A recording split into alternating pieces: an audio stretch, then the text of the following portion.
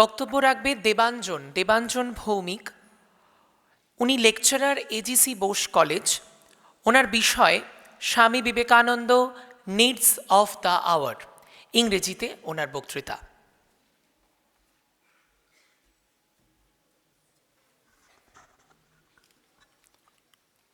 Om Namah Sri Yatirajaya Vivekananda Suraye Satchit Sukha Swarupaya Swami Netapaharini. Revered Swami Aghoratmanandaji Maharaj, revered Swami Purusheshanandaji Maharaj, the chief guest of today, revered Swami Vedatitanandaji Maharaj, Swami Vedanishtanandaji Maharaj, Swami Balbhadranandaji Maharaj, other monks, brahmacharis, dignitaries, fellow participants, devotees and students assembled here. I feel blessed and consider it to be a privilege to participate in this day-long youth convention organized by the Ramakrishna Mutt Barasat. And I heartily congratulate the Mutt for organizing this program to encourage the youth to speak on Swami Vivekananda and his grand life, his teachings and philosophy. The topic that I've chosen today to speak on Swami Vivekananda is Swami Vivekananda Needs of the Hour.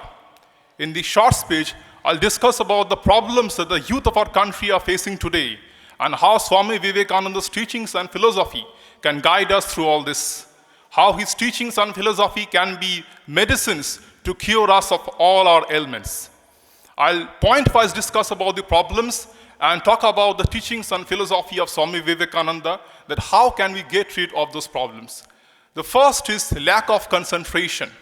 Swami Vivekananda once said, the difference between an ordinary person and an extraordinary person lies in the degree of concentration. The more concentrated, the more focused a man's mind is, the greater is his scope and opportunity to become successful in life. Swami Vivekananda has said that not only in our studies, but in all aspects, in all our actions, our mind has to be concentrated. The concentrated mind has tremendous power, and the person gets this conviction that he is able to break mountains into pieces. So this is very important, and now one of the major problems because of this that I'm a teacher, so I'm finding this, unfortunately, the students are suffering a lot from this lack of concentration. And one of the major problems because of this is too much addiction with social media and internet. Now, getting out of social media and internet is not the solution, because Swami Vivekananda is always stressed on the need, on the importance of science and technology to be played in future. So what we need is controlled usage of it. In his book, Raja Yoga, Swami Vivekananda has discussed about the mysteries of yoga and meditation, how yoga and meditation can help still the mind. Not the advanced meditation techniques, but if we follow the simple meditation techniques for beginners, we will learn to control the mind. Swami Vivekananda once said, the one who can control the mind can control the entire universe. So this is very important that we have to learn to control the mind, number one. Number two is, the point which I figured out is lack of Atma Shraddha, self-respect and respect towards elders. Swami Vivekananda said that the old religion says that one who doesn't believe in God is an atheist, but the new religion says that one who doesn't believe in himself is an atheist. So belief in oneself is important. Belief and devotion for 33 crores gods and goddesses will come later. But first, belief in my own power, self-respect, in my own words, that is mental will, that is very much important. Swami Vivekananda said, I need men like Nachiketa. If I get 10 or 12 people like Nachiketa, I can shake the whole world. So this is important, the self-respect, Atma Shraddha. And because of this lacking in self-respect, Atma Shraddha, the youth are lacking in respect for elders. And I'm finding this, that I teach in a college, I'm seeing this, that how the youth are growingly becoming disobedient.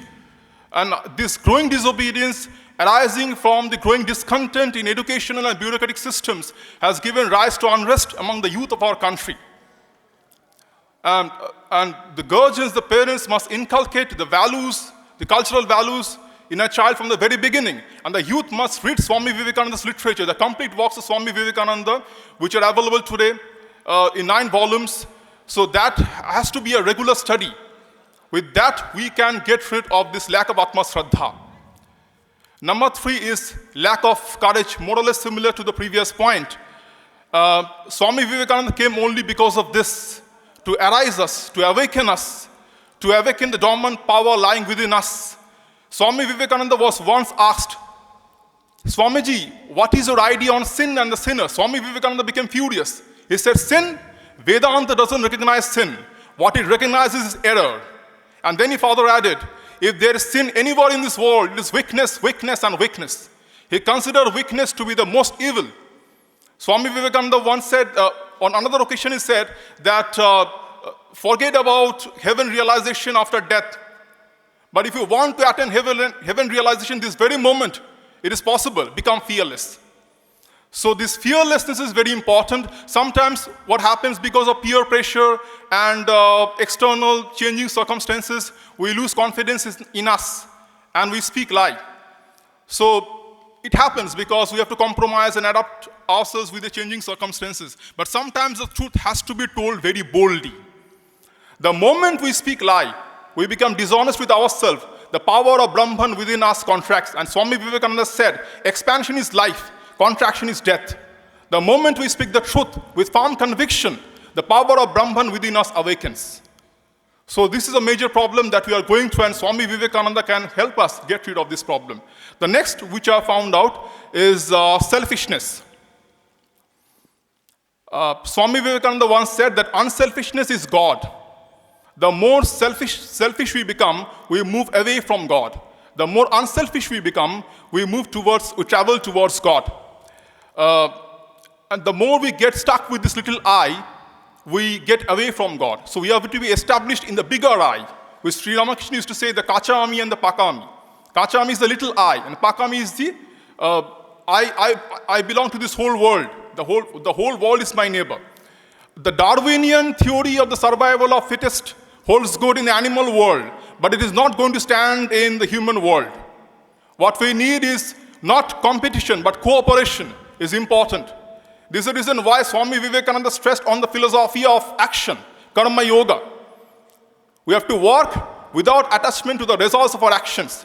The motto of the Ramakrishna order is Atmano Mokshatam Jagat Hita Ayasha, for one's own liberation and the welfare of the world. The welfare of the world is indispensable for spiritual liberation. The next point which I figured out is lack of organization.